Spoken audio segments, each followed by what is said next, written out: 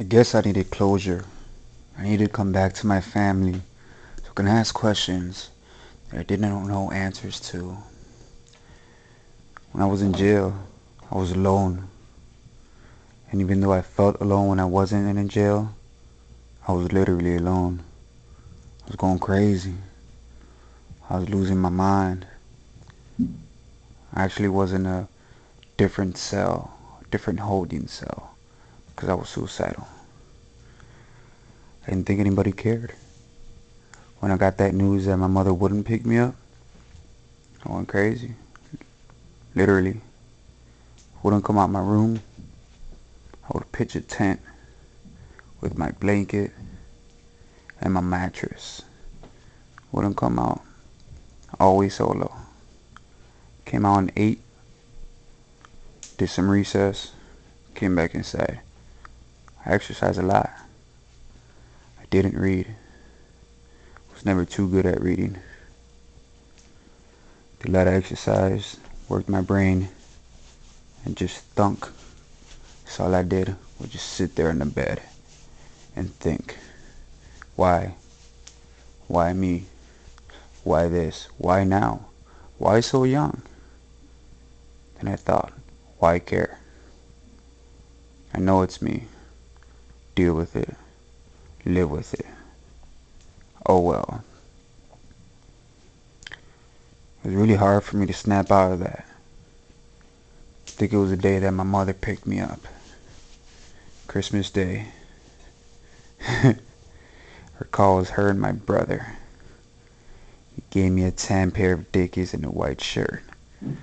'Cause all muddy from the chase. My other clothes. Pretty funny. We went to McDonald's. Best Big Mac I ever had in my life. After that, went to the house where I grew up. Spent the night. Left the next morning. Weather was horrible. It was cold. Snowy. Roads were icy. We always drove to Texas, to Mexico, and back. I remember we were in the brown station wagon. La chocolata, they used to call it. The chocolate. We came to the point we were going to cross a bridge. So slippery and icy. We almost fell off of it. I guess there was our two angels helping us out on that one. It's very scary. Very life-changing. But sooner or later we made it back. Made it to Texas. Things were okay for a little bit. Was tired. Wanted to come back to Illinois. Was walking around. I was trying to find a car to come back. It was then that I met one of my friends, whose name is also Juan. He was selling a car. Pretty nice Cutlass car.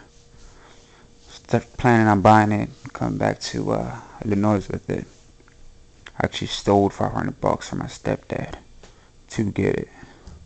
Bought it. Never really drove it. Transmission was bad. I didn't know much about cars then. Still don't. It really lasted me. When I went to jail, the car was towed. Taken to the pound. I remember one. He was a cool guy. From Albany, Texas. Not too far from Del Rio where we were at. He went to get my first tattoo. It's pretty cool. I enjoyed it. That was like a stress reliever for me. I like pain. I self-mutilate. But yeah, there's a tattoo with my name, unknown English, on my right breast. Me and my buddy got one at the same time. He got ES on his shoulder, left. I was hanging around a lot with him. That's the reason I ended up in jail again. Distribution of narcotics. Weed mostly. I thought it was cool. I was making money. I had my car. I was planning to come back. Didn't happen. I was on probation for the last count. I went in, I told him that I was dirty before he even dropped me. Something else, having problems with my dad again. He has to counsel us. I knew it wasn't going to happen.